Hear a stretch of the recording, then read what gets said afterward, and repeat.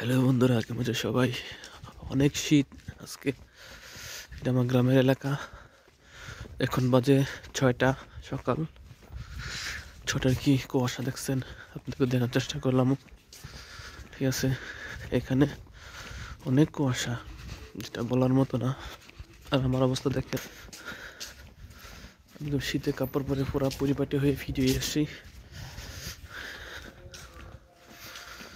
অনেক শীত, অনেক শীত, অনেক কুয়াশা, মনের বরফ ঠান্ডা পড়তেছে, এরকম লাগতেছে। আসেন একটু সামনে যাই। গাছ পাচলা, গাছগাছালি অনেক ঠান্ডা, বরফ বরফ, সব বরফ। মনে হয় যেন বরফ পড়তেছে আমেরিকার মতো। এত কুয়াশা, এত ঠান্ডা, এত অন্ধকার আর অন্ধকার।